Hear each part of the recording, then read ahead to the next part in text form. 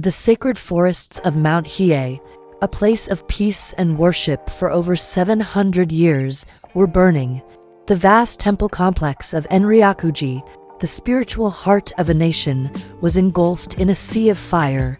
This was not a random act of war. It was a message sent by the most feared and misunderstood man in Japanese history. To build a new world, the old gods had to burn. This is the story of Oda Nobunaga, the warlord they called a demon and the architect of modern Japan. In the mid-16th century, Japan was a fractured, war-torn land.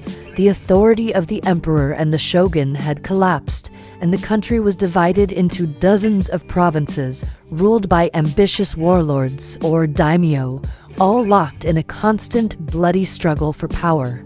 This was the Sengoku Jidai, the age of warring states. Into this chaos was born Oda Nobunaga, the heir to the small, insignificant province of Owari. In his youth, he was a scandal. He dressed bizarrely, ignored sacred rituals, and fraternized with commoners, earning him the nickname the Fool of Owari. But beneath this foolish exterior was a mind that was sharp, unconventional, and utterly ruthless. His genius was first revealed at the Battle of Okehazama in 1560. The powerful warlord Imagawa Yoshimoto invaded Owari with a massive army of 25,000 men. Nobunaga could only muster a tiny force of around 3,000. It was a hopeless situation. His advisors pleaded with him to surrender or hide in his castle. Instead, Nobunaga, using superior intelligence and a healthy dose of audacity, led his small army on a secret march during a thunderstorm. He launched a surprise attack on the Imagawa camp, catching them completely off guard. Yoshimoto was killed and his army disintegrated. The Fool of Owari had not just won, he had annihilated a vastly superior force through pure strategy. The Fool was a genius, and Japan was put on notice. Nobunaga's ambition was not just to conquer, but to revolutionize. He saw that the old ways of the samurai, based on ritual and tradition, were obsolete. His mind was a forge of innovation. When Portuguese traders introduced the arquebus, a primitive matchlock firearm, most samurai dismissed it as a coward's weapon. Nobunaga saw it as the future. He equipped his armies with thousands of them, drilling his peasant soldiers, or ashigaru, and their use. The ultimate demonstration of this new code of warfare came at the Battle of Nagashino in 1575. He faced the legendary Takeda clan cavalry, considered the single most powerful military force in Japan. Instead of meeting them on an open field, Nobunaga built long wooden stockades and placed his 3,000 gunners behind them. As the Takeda cavalry charged, expecting to shatter his lines, Nobunaga unleashed his tactic, rotating volleys. The first line of gunners would fire, then duck to reload as the second line fired, followed by the third.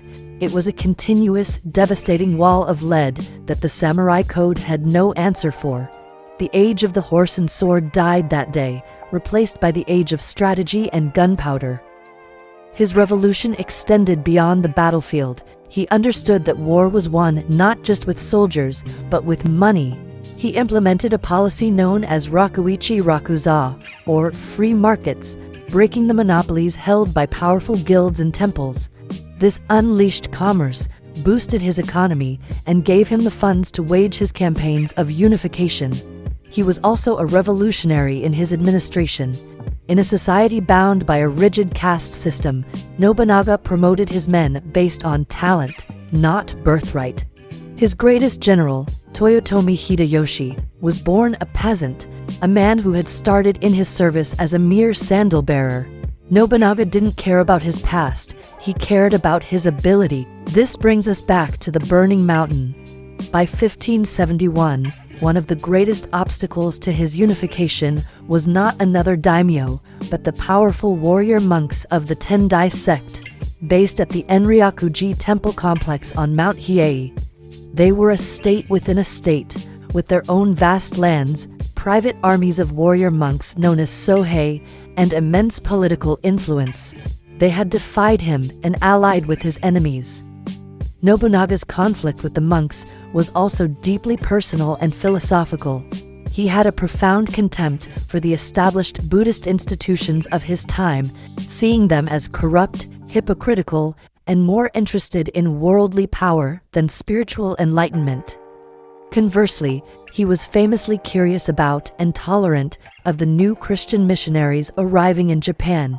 He saw them not as a spiritual threat, but as a source of new knowledge, technology, and a potential counterweight to the power of the Buddhist temples. His actions were not those of a man who hated religion, but of a pragmatist who would destroy any institution that challenged his absolute authority. For Nobunaga, they were not a holy institution, but a political rival that needed to be eliminated. His command was simple and absolute. He surrounded the mountain and ordered his army to advance.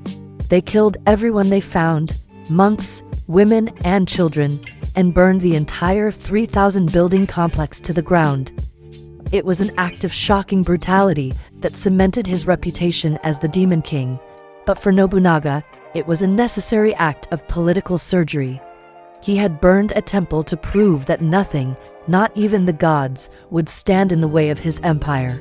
By 1582, Oda Nobunaga was the undisputed master of central Japan. He stood at the peak of his power, just a few years away from achieving his ultimate goal of unifying the entire nation under his iron fist. He was staying at a temple in Kyoto, Honnoji, with only a small contingent of bodyguards. In a sudden, shocking act of betrayal, his own general, Akechi Mitsuhide, surrounded the temple and attacked. Trapped and overwhelmed, Nobunaga, the man who had lived by fire, chose to die by it. He retreated into the burning temple and committed seppuku, denying his enemy the satisfaction of his head. His death created an immediate power vacuum. The fragile unity he had forged with his force of will instantly shattered. His top generals, who were scattered across Japan on various campaigns, immediately abandoned their posts and rushed back to the capital, not just to avenge their master, but to seize his legacy. This sparked a frantic, high-stakes race for succession, primarily between the brilliant peasant-born general Toyotomi Hideyoshi and the patient, cunning strategist Tokugawa Ieyasu. The final chapter of Japan's unification would be a war between the very men Nobunaga himself had raised to power. He died before his dream was realized, but his legacy was secure. Oda Nobunaga was the great destroyer, the man who shattered the old, feudal world of Japan.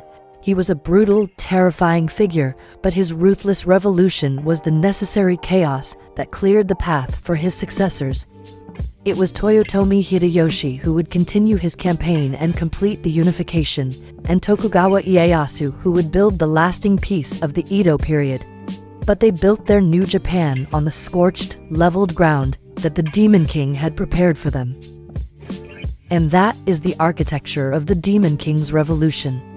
Remember, history is more than a story, it's a code, and there is always another layer to decrypt. Subscribe and continue the investigation with us.